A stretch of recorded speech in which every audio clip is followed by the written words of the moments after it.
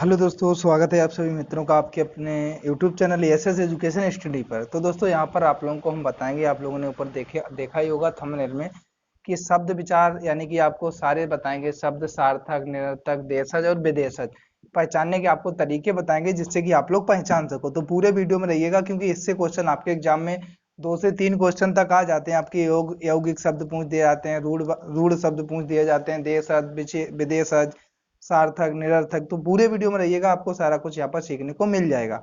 तो सबसे पहले आप लोगों को शब्द की परिभाषा बताते हैं, यानी शब्द विचार पर थोड़ा वर्णन करेंगे। इसके बाद में आगे बढ़ते जाएंगे। ज्यादा बड़ा वीडियो नहीं होगा, छोटा ही होगा और आपको सारा कुछ सीखने को मिल जाएगा। आपके 2 से 3 नंबर भी पक्के हो जाएंगे। तो यहाँ पर क्या है, एक या एक से अधिक वर्णों से बनी हुई जो स्वतंत्र सार्थक ध्वनि होती है उसे शब्द कहा जाता है। यानी कहने का तात्पर्य ये हुआ, एक या एक से अधिक वर्णों से बनी, यानी एक या एक वर्ण हो या एक से अधिक वर्ण हो, इससे बनी हुई जो स्वतंत्र सार्थक ध्वनि होती है, यानी जो ध्वनि स्वतंत्र होती है, जो किसी के अधीन नहीं आती है, जो ध्वनि यानी स्वतंत्र अवस्था में निकलती है, वो शब्द कहलाती है। जैसे एक वर्ण से निर्मित शब्द ना, ना मतलब नहीं, व और अनेक वर्णों से निर्मित शब्द, जैसे आपको बता दें कुत्ता हुआ, शेर हुआ, कमल हुआ, नयन हुआ, प्रसाद हुआ, सर्वव्यापी, परमात्मा आदि। ये व्याकरण में वह शब्द है जिससे किसी व्यापार का होना या किया जाना सूचित होता है। तो आप लोग याद रखना, ये आपके होते हैं शब्द। तो शब्द तो सभी लोग जानते हो, शब्द में सब कुछ आ जाता है। शब्द के अंतर्गत शब्द की बात कर दी जाएगी तो हम अगर आप बोल देंगे तो वो भी शब्द ही है, तुम अगर आप निकाल दिए मुख से तो वो भी शब्द ही है। तो शब्द तो सारे होते हैं, लेकिन व्युत्पत्ति के यानी बनावट के आधार पर अगर शब्दों की बात की जाए तो 3 होते हैं, रूढ़ शब्द, यौगिक शब्द और योग रूढ़। अब हम लोग बात करेंगे रूढ़ शब्द की कि रूढ़ शब्द क्या होता है और कैसे पहचानेंगे इनको। जो शब्द किन्हीं अन्य शब्दों के योग से ना बने, उनको यानी और किसी विशेष अर्थ को प्रकट करते हो, यानी किसी अन्य शब्दों के योग से यानी किसी अन्य शब्दों के मेल से ना बने और एक विशेष अर्थ को प्रकट करते हो, तथा जिनके टुकड़े करने पर अर्थ ना निकले। कहने का मतलब है कि कोई शब्द हो जो अन्य शब्दों के योग से तो बने लेकिन एक विशेष अर्थ भी प्रकट करे। अब समस्या यहाँ पर आपके लिए ये है, जो याद करने योग्य है, जब उनके आप टुकड़े कर दें तब उससे कोई भी यानी कि अर्थ ना निकले टुकड़ों का, वे आपके रूढ़ शब्द कहलाएंगे। जैसे कल हुआ, पर हुआ, तो अगर आप इनके टुकड़े करेंगे, का और ला आपका कल होगा, तो का से आपका कोई अर्थ नहीं निकलेगा, ला से आपका कोई अर्थ नहीं निकलेगा। इसी प्रकार पा और रा पर होता है, पा और रा अलग अलग कर देंगे तो कहने का मतलब है इनका अर्थ नहीं निकलेगा, ये निरर्थक भी बोले जाएंगे। यौगिक की अगर बात करते हैं तो जो शब्द कई सार्थक शब्दों के मेल से बने हों वे यौगिक कहलाते हैं। जैसे देवालय, देव में क्या है, देव धन आलय हुआ। राजपुरुष, जैसे राज और पुरुष हुआ। हिमालय, हिम और आलय हुआ। देवदूत, देवदूत हुआ। ये सारे शब्द आपके यौगिक होते हैं। ये सभी शब्द दो सार्थक शब्दों के मेल से बने होते हैं। तो जैसे देव हुआ, अब अगर दो सार्थक शब्दों का मतलब हुआ, आपके सार्थक का मतलब तो आप समझते होंगे, सार्थक का अर्थ निकल जाता है। देव अलग आपका हो जाता है, दूत अलग हो जाता है, देव आलय, राज अलग हो जाता है, पुरुष अलग हो जाता है। मतलब सार्थक शब्दों, दो सार्थक शब्दों से मिलकर के बने वो आपके होते हैं यौगिक शब्द। दो सार्थक शब्दों से, दो शब्दों से जो मिलकर के बनेंगे और सार्थक शब्दों से जिनका अर्थ निकल जाता है वो आपके यौगिक।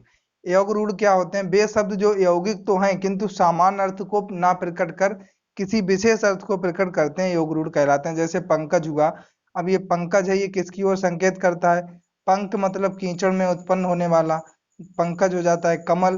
तो इसी प्रकार पंकज हुआ, दशानन हुआ, दस है आनंद, रावण हो गया, यानी किसी विशेष अर्थ को प्रकट करते हैं। जैसे आपका बहुब्रीहि समास, सॉरी, जैसे आपका बहुब्रीहि समास होता है उस प्रकार। तो पंकज, दशानन, जैसे पंकज कीचड़ में उत्पन्न होने वाला, सामान्य अर्थ में आप कह सकते हैं कि कमल। तो ये आपका रूढ़ हो गया। अतः पंकज शब्द योग रूढ़ है। इसी प्रकार दशरथ हुआ, सॉरी, दशानन हुआ, तो दस आनन यानी 10 मुख वाला अर्थात रावण। तो इस प्रकार आप लोग याद रखना, अर्थ की दृष्टि से शब्द दो के भेद जो होते हैं, सार्थक होता है, निरर्थक होता है। कहने का मतलब है सार्थक का अर्थ बन जाता है, निरर्थक का नहीं बनता। और उत्पत्ति के आधार पर होते हैं आपके 4 भेद। तद्भव होता है, तत्सम होता है, देशज होता है, विदेशज होता है। तो इनके ऊपर भी हम लोग बात करेंगे और सार्थक निरर्थक के ऊपर भी बात करेंगे। तो पूरे वीडियो में आप लोग रहिएगा। तो चलिए दोस्तों, हम लोग जान लेंगे सार्थक के बारे में। अभी आप लोगों से बात हुई थी आगे सार्थक के बारे में, थोड़ा अब यहाँ पर जानेंगे। सार्थक शब्द वे होते हैं जो वाक्य प्रयोग करने पर खास अर्थ का बोध कराते हैं, वो होते हैं। हमने आपसे क्या कहा, सार्थक यानी जिसका एक अर्थ निकल जाए, निरर्थक का अर्थ नहीं निकलता है। तथा सार्थक शब्दों को ही पद कहा जाता है।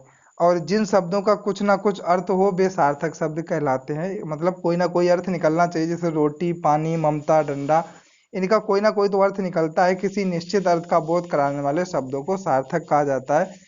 जिस प्रकार आप और कह सकते हैं मोहन, घर, रात, आना, नीचे, ऊपर आदि, ये आपके सारे सार्थक शब्द ही हैं। तो व्याकरण के अनुसार सार्थक शब्दों के 8 भेद होते हैं। इनमें से प्रथम 4 आपको बता दें। संज्ञा होता है, सर्वनाम, विशेषण और क्रिया। विकारी होते हैं क्योंकि ये शब्द लिंग, वचन, कारक आदि से विकृत होते हैं, इसीलिए।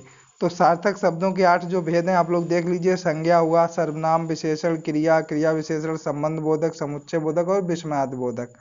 अब शब्द और पद क्या होते हैं ये भी जान लीजिए। सार्थक वर्ण समूह शब्द कहलाता है, और किंतु जब इसका प्रयोग वाक्य में होता है तो वह व्याकरण के नियमों में बंध जाता है। जैसे कोई शब्द हो, अगर अगर आप उसको किसी वाक्य के अंतर्गत आप लिख देते हैं, यानी कोई शब्द हो, जैसे किसी शब्द को आपने पूरा वाक्य बना दिया, शब्द को वाक्य बनाने के बाद में, तो वो क्या होता है, व्याकरण के नियमों में बंध जाता है और इसका रूप भी बदल जाता है। यानी जो आपका शब्द होगा, कोई शब्द है, अगर आप उसको वाक्य में लगाकर लिख देंगे तो उसका रूप जो है वो चेंज हो जाएगा। जैसे मैं रोटी खाता हूँ, रोटी आपका है तो वाक्य में यानी पूरा व्याकरण में बंध गया आपका।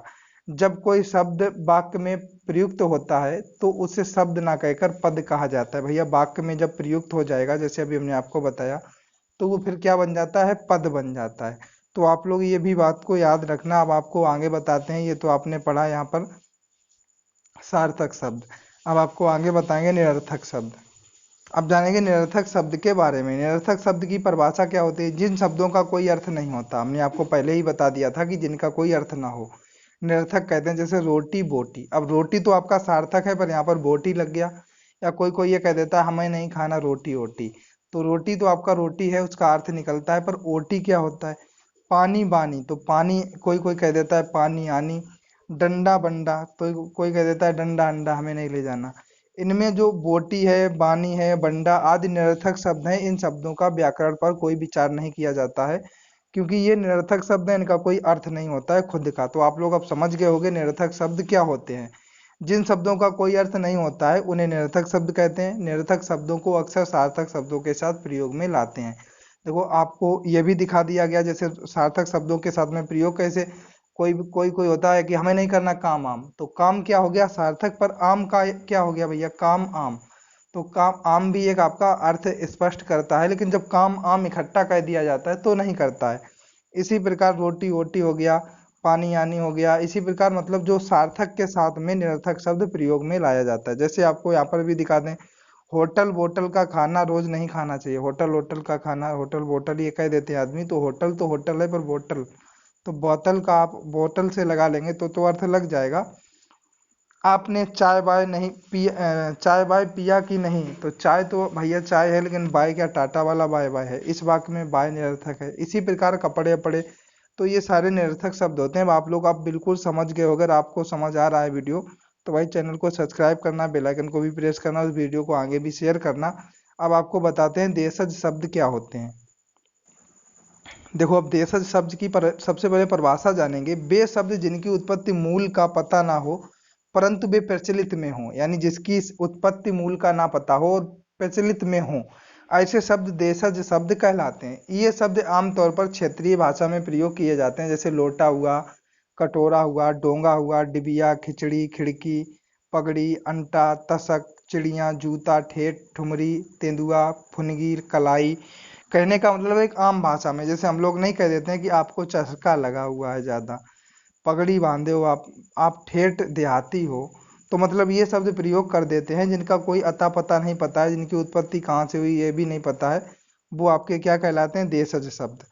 तो वे शब्द जो स्थानीय भाषा के शब्द होते हैं, ये देश की विभिन्न बोलियों से लिए जाते हैं, अर्थात तत्सम शब्द को छोड़कर देश की विभिन्न बोलियों से आए शब्द देशज शब्द कहलाते हैं। वहां पर आप तत्सम शब्द को छोड़ दीजिएगा, और इसके बाद में जो भी विदेशी बोलियों से आए हुए शब्द होते हैं वो आपके क्या होते हैं, देशज शब्द ही कहलाते हैं।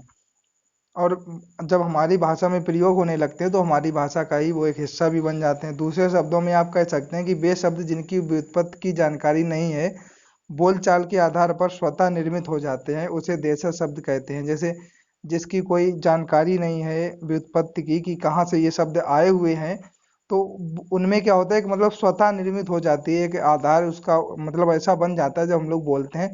तो ऐसे शब्द काफी आपको पता भी नहीं होता कि हमने शब्द तो आप बोल देते हो, लेकिन आपको ये नहीं पता होता ये शब्द होता भी है या नहीं भी। तो ऐसे आपके देशज होते हैं, जैसे पगड़ी, गाड़ी, थैला, पेट, खटखटाना। तो ये सारे आपके देशज शब्द होते हैं। देशज के प्रकार होते हैं दो आपके। नंबर एक आपका अनुकरण वाचक देशज शब्द और एक अनुकरण रहित देशज शब्द। तो अनुकरण वाचक क्या होता है, इसको भी नेक देख लेंगे, क्योंकि हमारे काम इतना ही आएगा देशज और विदेशज। लेकिन देशज का अनुकरण जो एक पार्ट है, एक अनुकरण रहित पार्ट है, तो ये भी जान लेते हैं। जब पदार्थ की कल्पित या वास्तविक ध्वनि को ध्यान में रखकर शब्दों का निर्माण किया जाए तो वे अनुकरण वाचक हो जाते हैं। जिनकी मतलब एक कल्पित, या कहने का मतलब है वास्तविक ध्वनि को, उसको मतलब वास्तविक ध्वनि को ध्यान में रखा जाए और फिर उस शब्द का निर्माण हो, तो वो अनुकरण वाचक हो गया। जैसे खटखटाना, गड़गड़ाना, हिनहिनाना, कल कल तथा पशु पक्षियों की आवाजें इसमें आ जाती हैं आपकी अनुकरण वाचक में। और अनुकरण रहित अगर देशज शब्द की बात की जाए, तो वे शब्द जिनके निर्माण की प्रक्रिया का पता नहीं होता, उन्हें अनुकरण रहित देशज शब्द कहते हैं। जैसे कपास, कौड़ी, बाजरा, अंगोछा, जूता, लोटा, ठर्रा, दे, ठेस, घेवर, झंडा, मुक्का, लकड़ी, लुगदी, ये सारे आपके क्या होते हैं, अनुकरण रहित। तो अब आप लोगों को ये भी बता दें विदेशज शब्द क्या होते हैं। अब देखो विदेशज शब्द के भी बारे में जान लेंगे। विदेशी या विदेशज जो शब्द विदेशी भाषा के हैं परंतु हिंदी में उन शब्दों का प्रचलन हो रहा है, ऐसे शब्द विदेशी शब्द कहे जाते हैं, यानी विदेशज। विदेशी शब्द हिंदी भाषा में इस प्रकार घुल घुल मिल गए हैं कि उनको पहचानना मुश्किल है। विदेशी जातियों के संपर्क से उनकी भाषा के बहुत से शब्द हिंदी में प्रयुक्त होने लगे हैं। ऐसे शब्द विदेशी अथवा विदेशज कहलाते हैं। जैसे स्कूल हुआ, अनार हुआ, आम हुआ, कैंची हुआ, अचार हुआ, पुलिस हुआ, टेलीफोन, रिक्शा आदि, ये आपके विदेशी शब्द होते हैं। दूसरे शब्दों में अगर आप कहेंगे तो विदेशी भाषाओं से हिंदी में आए शब्दों को विदेशी शब्द कहा जाता है। इन विदेशी भाषाओं में मुख्यतः अरबी, फारसी, तुर्की, अंग्रेजी व पुर्तगाली शामिल होते हैं आपके।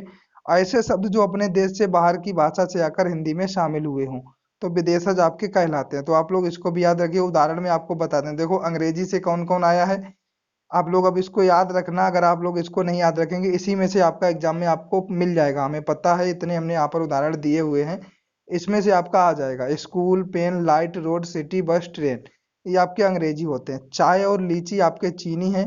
पुर्तगाली के अंतर्गत रुमाल आता है, महाराज आता है, जलेबी, अलमारी, चार, चाबी, संतरा, साबुन, पपीता, बाल्टी, गमला, आलू, कमीज, अगस्त, आलपिन, ये सारे आपके आ जाते हैं पुर्तगाली।